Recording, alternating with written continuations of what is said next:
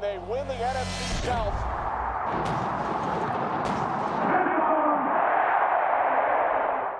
What a night for me. Was at the Lightning game. That sucked. And then on the drive home, I'm watching the NFL draft. And our Tampa Bay Buccaneers absolutely threw me for a loop. Which I should have seen it coming. Todd Bowles and Jason Light themselves said, if there is a stud, if there is a generational talent, a generational offensive player on the board, we are not going to pass that up just because defense has bigger needs.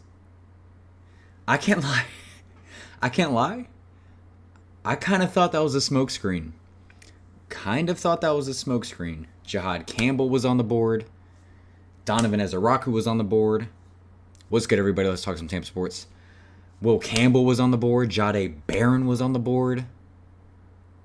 They had so many options that all of us had been looking at for so long. And it just shows us we know nothing. I'm a fan just like you guys. I watch Pewter Report just like you guys, who is kind of in touch with things easily, way more than I am. And from my time watching them, they didn't seem like they even took like offense that seriously. It was kind of just more like entertaining it, but they were always Ezeraku, like that's the guy, like defense, that's the route. Damn. Don't take this as like a, oh, this guy doesn't like the pick. Like, I'm shocked. I am shocked. I'm thoroughly shocked when I saw Roger Goodell go up to the podium and say, the Tampa Bay Buccaneers select Emeka Egbuka, wide receiver out of Ohio State. I was shocked. I was. So we look at the guys like around, like Jalen Walker, edge, went to the Falcons. Walter Nolan went to the Cardinals. Shamar Stewart went to the Bengals. Seahawks, the team before us, took a guard. Like I said, you had so many defense players on the board. And the Bucs really go. Emeka Egbuka. Jahdae Barron goes next. Let's look at and see if there's some other names. Packers went Matthew Golden, another wide receiver there. James Pierce Jr. The Falcons traded up with the Los Angeles Rams to double up at edge. Wow. I just got done finishing my Game 2 recap for the Tampa Bay Lightning, so I've not seen the end of round 1. So this is I'm taking this in as you guys are watching. The Falcons traded into the first round again. What was the trade? Are they going to show me that? No, they won't show me. They traded into the first round to take a second edge rusher in James Pierce Jr. Malachi Starks goes to the Ravens.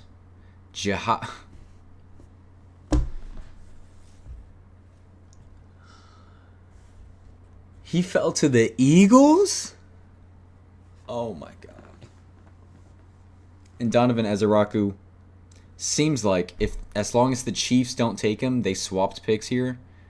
Donovan Ezeraku doesn't even end up going in the first round. Literally, what do we know? Nothing. At the end of the day, the mock drafts are fun. The predictions are fun. What do we know? Nothing. So let's get to Emeka himself. I understand it.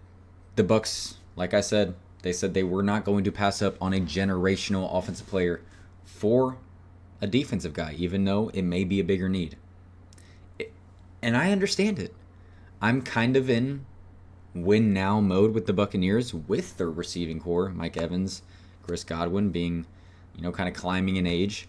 And my mind the whole way was like, your defense is your issue. Address that as much as you can because I'm in win now mode. But I can't blame them for saying Mike Evans is this old. Chris Godwin is coming off an injury. And I will say, Jason Light has already had his press conference and has already put out there, where in the world did my camera go?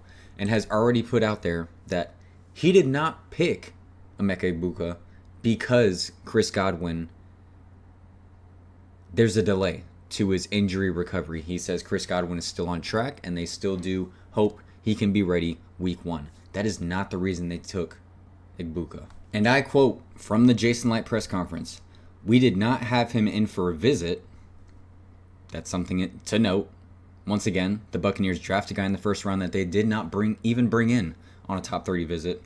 We did not have him in on a visit because there were no questions on him. He is a perfectionist.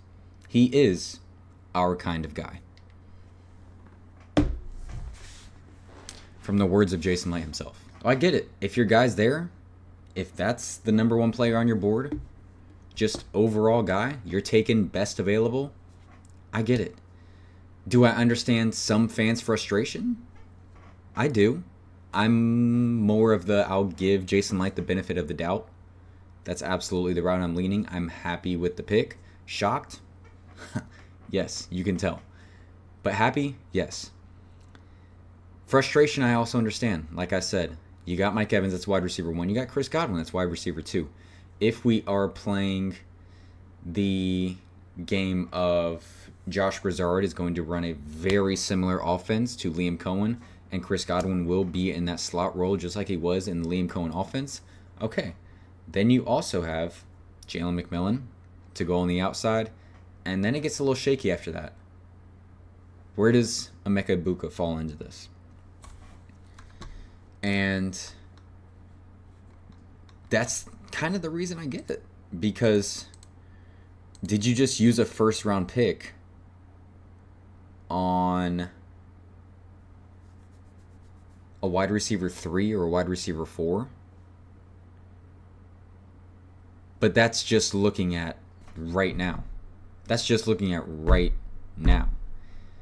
If you say, did you just use a first-round pick on a guy who will be your wide receiver 1 in 3 years and will be your wide receiver 1 for 6 years after that, then it's worth it. It just depends on how you look at it. So, Emeka Egbuka, 6'1", 205, 22 years old. There seems to be some draft fatigue with Egbuka, who has been talked about as an NFL prospect for 3 years. Don't fall for it. He's a high-floor, versatile, and savvy receiver as a borderline wide receiver 1, wide receiver 2. That is what Pro Football Focus has to say. And let's hope they're wrong. Let's just say that. Let's hope they're wrong. So last year, 81 receptions, great number there. Over 1,000 yards, 12.5 yards of reception, 10 touchdowns. 2023, he played 10 games, so the numbers were down a bit. 41 receptions, 500 yards, 4 touchdowns. 2022, 13 games played, 1,151 yards, nearing 16 yards of reception, 10 touchdowns. So pretty interesting there that 2022, 3 years ago, was his best season as a college football player. Interesting. I'm going to disagree with Pro Football Focus here. I do think he does have a bit higher of potential than what they're giving him as a borderline wide receiver 1 or wide receiver 2. I think the potential is higher, and being able to learn from Mike Evans and Chris Godwin, who is built very much like Egbuka, if I must say, there's a lot of opportunity to grow based on the talent that he already has and already has shown in his 3 years at Ohio State. Also, the fact that the Bucs just used a first-round pick on an Ohio State player, that doesn't happen very often. And it's kind of funny. There's certain comments on my videos that I kind of like stick to and remember. I remember on my first mock draft, in like round 6 or something, I drafted a linebacker out of Ohio State, and some guy commented, "The Bucs don't draft players from Ohio State."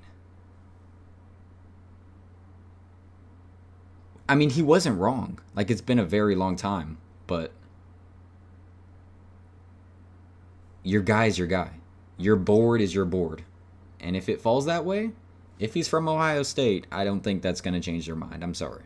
So I'm excited to see where he falls into all of this. Training camp. Get me there ASAP. And I want to see where he falls into this offense that was already top 5 last year. Baker Mayfield having an insane year last year. Where does he fall into all of this? So much opportunity. So much opportunity. Josh Grizzard, Christmas came early for you, brother. Birthday, whatever comes first, it came early. Because my goodness, Emeka Egbuka with pick 19. With all of those players on the board, all of the talk about the Buccaneers trading back because there's so many options. There's a lot of options. And there were a lot of options at 19. They go with the wide receiver from Ohio State. In shock. I'm so excited to see what he can bring to this offense, and I'm so excited to see what the Bucs do on day 2. Because I'm not going to sit here and say defense does not need to be addressed, because it needs to be addressed. Another edge, another linebacker, secondary. It all has to happen. It all has to happen. So most of my mocks, I had the Bucs taking a wide receiver like round 3, which is day 2, still fairly early, but I did not have any mocks taking a wide receiver round 1. But here we are.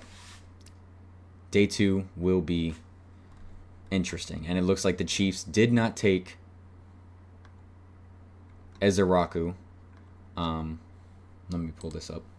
So actual means this is what has actually happened. Don't look at this down here. Where's my cursor? Whoops. Don't look at this down here because that's still projections from this mock draft. But these are actuals. This has actually happened. The Bucs actually took Egbuka.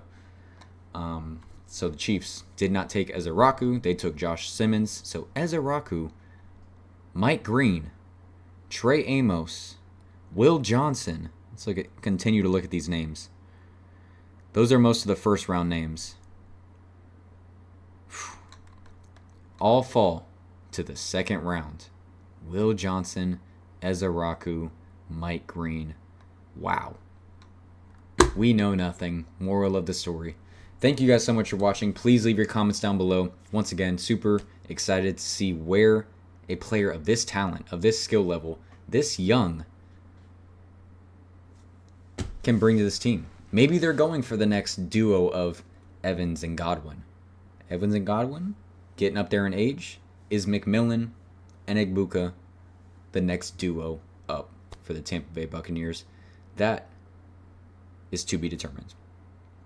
But excited regardless. Thank you guys so much for watching. Please leave your comments down below. Like and subscribe if you have not already. Go Bucs, and y'all have a blessed one.